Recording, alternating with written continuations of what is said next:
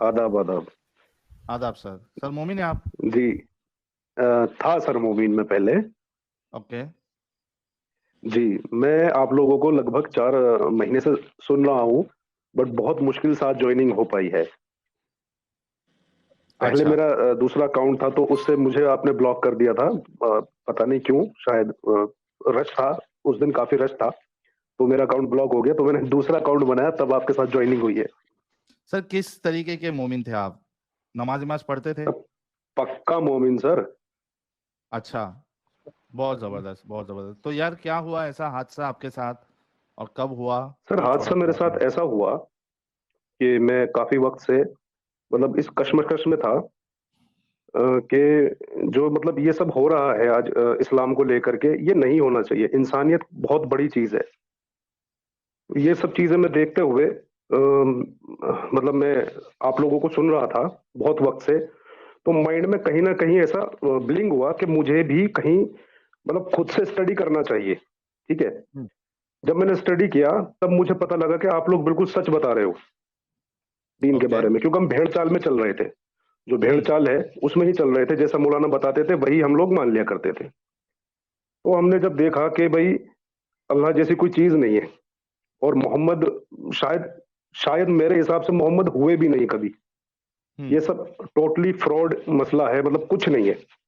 ये मुझे रियलाइज हुआ काफी वक्त के बाद। तो फिर मैंने जब एमडी आपको आजम सुना साहब, और मैंने। जी। किस फिरके से बिलोंग करते थे आप? जी मैं सुन्नी देवबंदी। अच्छा, देवबंदी थे। जमात विमात में भी जी वक्त जी। लगाए हो आप? जी हाँ सर, जमात में भी वक्त लगाया, चिल्ला लगाया है, 3 दिन में, 40 दिन में भी लगाया है। अच्छा। ओके। जी। ठीक है, कंटिन्यू करिए आप अपनी बात। जी। तो उसके बाद मैंने जब आप लोगों को सुना, सुनने के बाद जो है मुझे रियलाइज हुआ कि आप सही कह रहे हो। ऐसा नहीं है जैसा कि हम लोगों को पढ़ाया जाता है या समझाया जाता है या सुनाया जाता है। वो सब रॉन्ग है कहीं ना कहीं। तो हम्म। मेरी बहुत मौलानाओं से बहस वगैरह भी हुई, बहुत लोगों से मेरी जो है बातचीत भी हुई। तो वो कोई सर्टिफिकेशन नहीं देते हैं। ठीक है ना। हम्म। वो कोई सर्टिफिकेशन नहीं देते, और मतलब घुमा देते हैं और कहते हैं कि भाई ईमान में, मतलब इस्लाम में सवाल नहीं पूछ सकते आप, मतलब अकल का कोई दखल नहीं है। दखल नहीं है जी। जी जी जी। अकल का कोई दखल ही है ही नहीं इस्लाम के अंदर। अगर आप यकीन नहीं करोगे तो आप ईमान से खारिज हो। इस तरीके की बातें थी। तो कहीं ना कहीं दिमाग में, दिल में इस तरीके की बातें रही मेरे भी, कि अगर मैं सेटिस्फाइड नहीं हूं, तो फिर मेरे मन में डाउट है, तो मैं मोमिन किस काम का या किस बात का? हम्म। आंखें बंद करके यकीन करना तो ठीक नहीं है। तो मैं यही चीज सोचता हुआ बड़ा परेशान था कई साल से, मतलब काफी साल से मैं परेशान था। सॉरी। तो फिर मैंने जब आप लोगों को सुना, तो मुझे इन सब चीजों का पता ही नहीं था। ठीक है ना सर। कि जो आप बताते हैं कि भाई कुरान के जी। अंदर क्या है, हाँ पढ़ा है, अरबी जानता हूँ, अरबी पढ़ सकता हूँ, उर्दू पढ़ सकता हूँ, मगर मायने से कुरान कभी नहीं पढ़ा। हम्म। ठीक है।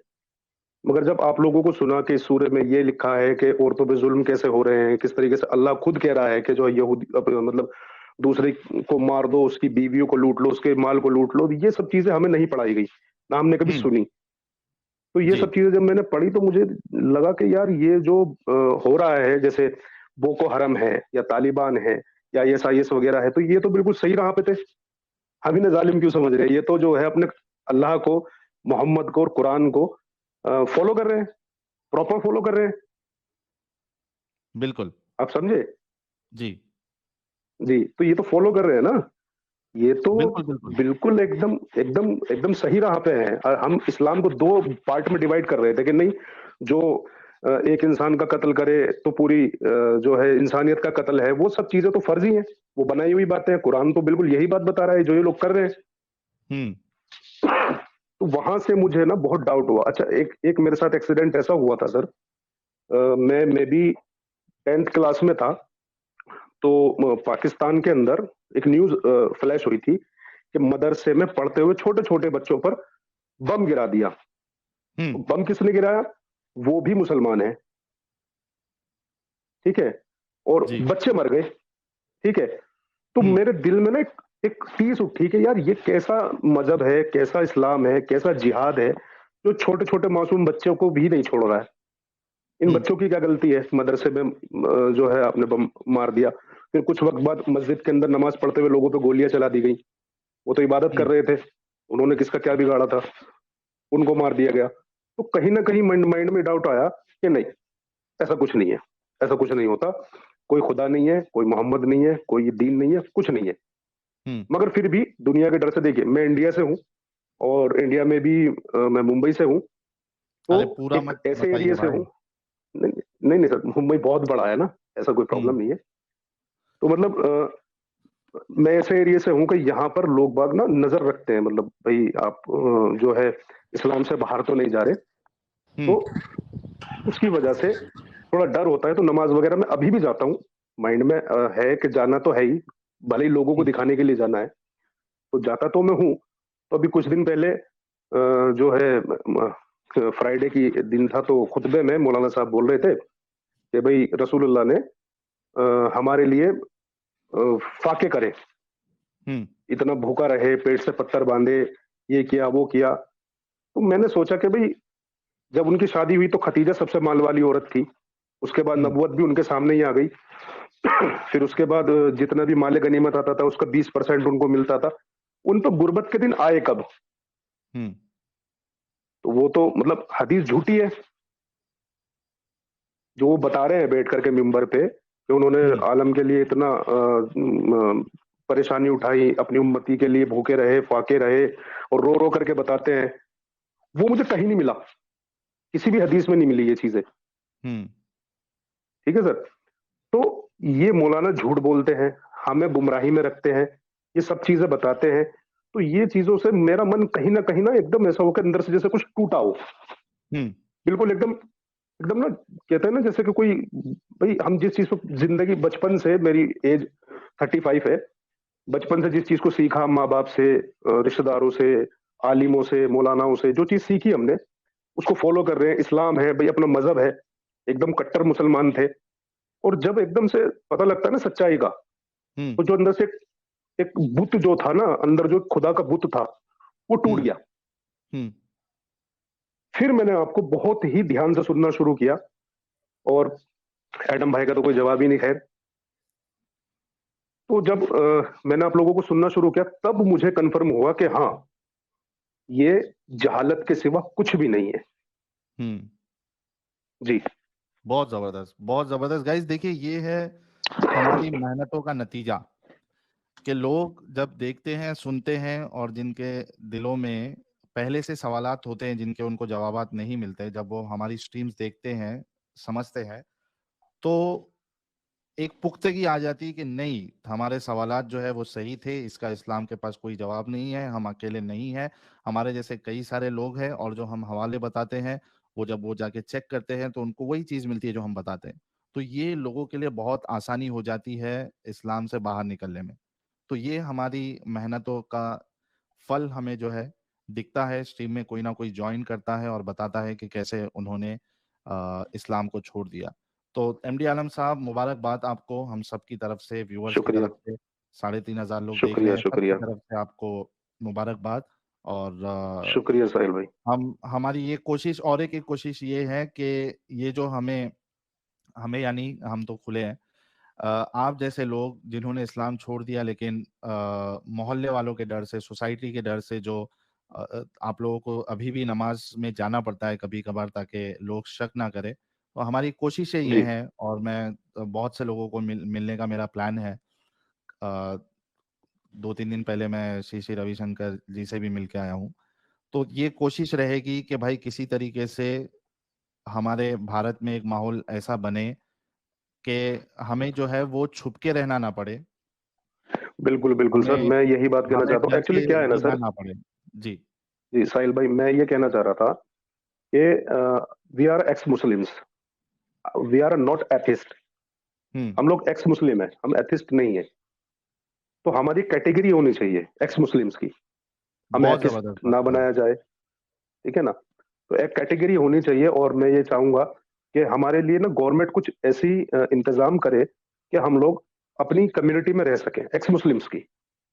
हमें नहीं एथिस्ट बनना है भाई, मैं सब लोगों को बता रहा हूँ, ना हमें हिंदू बनना है, ना हमें क्रिश्चियन बनना है, ना कोई हमें जूइस बनना है। हमें एक्स मुस्लिम रहना है, और x Muslim is a power, और एक्स मुस्लिम की पावर में हमें रहना है। ये मैं कहना चाहता बिल्कुल हूँ सर आपके बिल्कुल जरिए एमडी से। आलम साहब, हम कोशिश कर रहे हैं कि किसी तरीके से ये चीजें यानी प्रॉपरली सेट हो, ताकि एक एक्स मुस्लिम कम्युनिटी जो है वो उभर के सामने आए और सुकून की जिंदगी, बिना किसी डर के, बिना किसी बॉयकॉट के, बिना किसी परेशानी के हमें माहौल मिले हिंदुस्तान में। हम कोशिश कर रहे हैं, देखते हैं कभी सफलता मिलेगी, मिलेगी जरूर। हो सकता है हमें मार दिया जाए तो जो बाकी आने वाले लोग हैं वो उसको कंटिन्यू करेंगे और एक माहौल जरूर ऐसा बनेगा। सर बिल्कुल ये तो बहुत भाई यहाँ मैंडेटरी है इस चीज का बहुत मैंडेटरी है कि वाकई में हम लोगों को जान का खतरा है। और किससे है? हमें अपने ही लोगों से, अपने रिश्तेदारों से, अपने भाई से, अपने कजन्स ब्रदर से। देखिए मैं एक बात बताता हूँ आपको, जो मेरे साथ हुआ, मेरा खुद का एक्सपीरियंस है सर। क्या मैं आपका थोड़ा टाइम ले सकता हूँ? जी जी जी, बोलिए बोलिए आप। मेरा खुद का एक्सपीरियंस है। असल में मेरा माशरे में काफी अच्छा कारोबार है, हम्म और मेरे जो खानदानी भाई हैं वो ऐसे हैं जो हर साल उम्रे पे जाते हैं, हज भी करते हम्म हैं 2 साल में 3 साल में, मगर हर साल उम्रे पे जरूर जाते हैं। मैं भी जाता था, ऐसा नहीं है। हम्म तो सर जब भी कभी मतलब मैं उनसे बात करता हूँ इस्लाम की कोई बात, वो अपनी जिंदगी गुजारते सुन्नतों पे, मतलब सुन्नतों पे इस तरीके से गुजारते हैं अपनी जिंदगी को कि बैठने का तरीका तो मोहम्मदी, खाने का तरीका तो मोहम्मदी, बीवी से किस तरीके से बात करनी है मोहम्मद के तरीके से करनी है, मतलब बिल्कुल एकदम हर चीज पे वो सुन्नतें जिंदा करते हैं। ठीक है, मैं भी कुछ ऐसा ही था।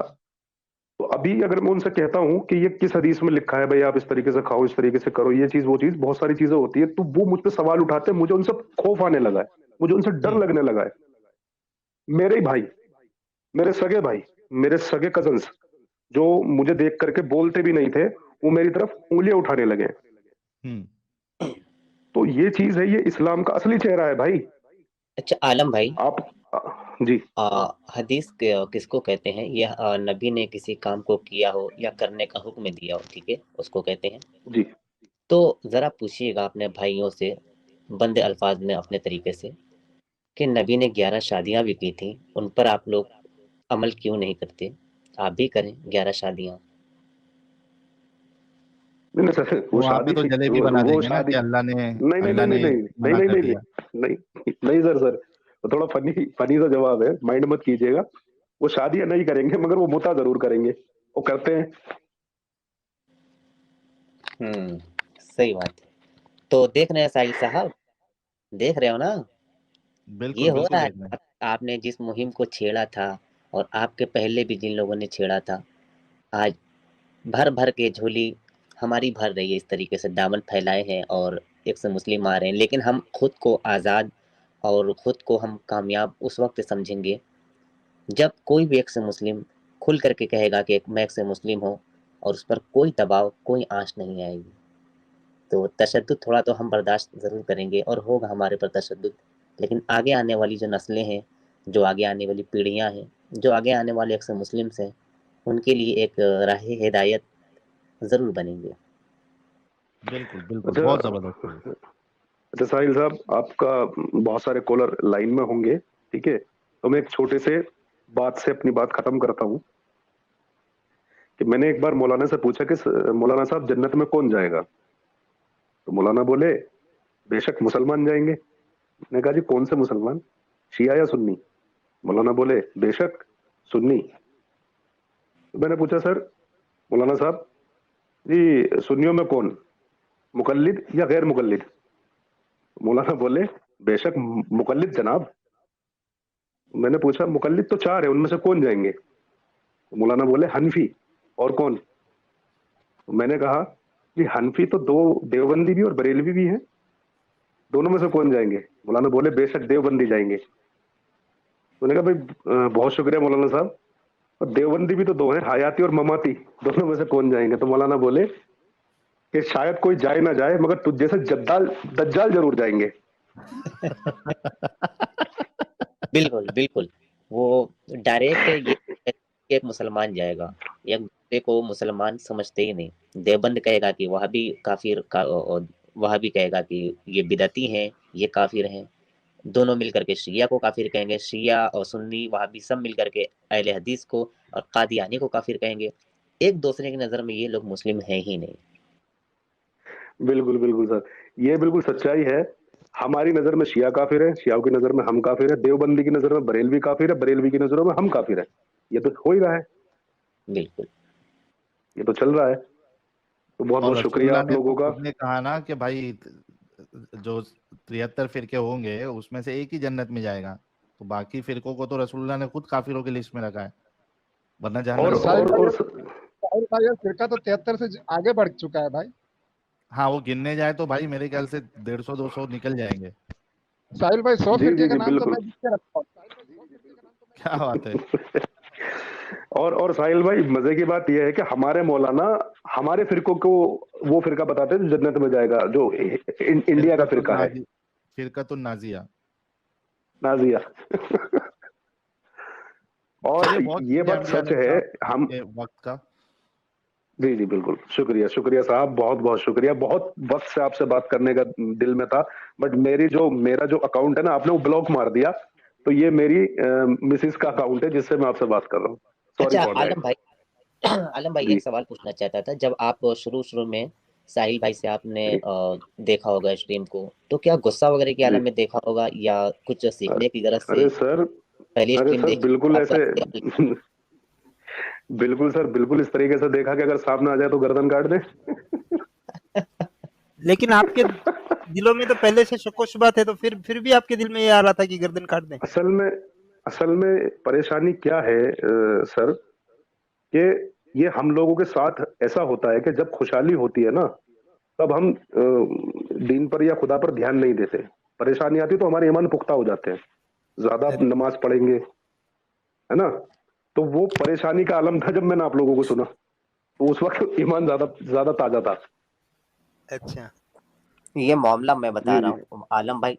जिस तरीके से कहना चाहते हैं, ये एक फिरके जी की नज़र से इस्लाम को देख रहे थे कि ये गलत है, फला फला चीज़ गलत है, फला चीज़ गलत है। लेकिन साहिल भाई की स्ट्रीम देखी होगी, कुरान पर बहस देखी होगी, और साहिल भाई जी जी ने, एडम लाला जी ने और लोगों ने मिलकर के जब कुरान को झूठा साबित किया होगा, गलत साबित किया होगा, अल्लाह को झूठा साबित किया होगा, सहाबा कराम का रद्द अमल दिखाया होगा, दीन छोड़ने पर कत्ल की सज़ा दिखलाई होगी, तो जाहिर सी बात है कोई भी पक्का मोमिन रहेगा तो उसको थोड़ा सा तैश आ ही जाएगा। तो बहुत बहुत मुबारकबाद आपको कि आलम साहब 4 महीना पहले आप साहिल साहब की गर्दन अगर मिलती तो आप उड़ा देते, और आज हैं कि अगर साहिल साहब आपके पास आ गए तो गर्दन अपने सीने से लगा लेंगे। तो बहुत बहुत बिल्कुल बिल्कुल शुक्रिया। बिल्कुल, और आलम शुक्रिया साहब आपका शुक्रिया कौन जनाब। सा अकाउंट ब्लॉक है? अगर आप नाम बता सके तो मैं उसमें से निकाल देता हूँ। हाँ सर, सर मुझे प्लीज आप निकालिए। क्या नाम से आप ज्वाइन हुए थे? साहिल, वो नहीं पता सर मुझे। मेरा उसमें भी एमडी आलम है, बट साहिल मलिक के नाम से है सर। देख लेता हूँ, अगर कोई है तो मैं निकाल देता हूँ। ठीक है, हम वो उसको निकाल देंगे एमडी आलम साहब, बहुत शुक्रिया। शुक्रिया जनाब, शुक्रिया, बहुत बहुत शुक्रिया आपका। नहीं, और इसमें ऐसे नहीं ही है आप कोई भी लगे एमडी रहे। आलम के नाम से।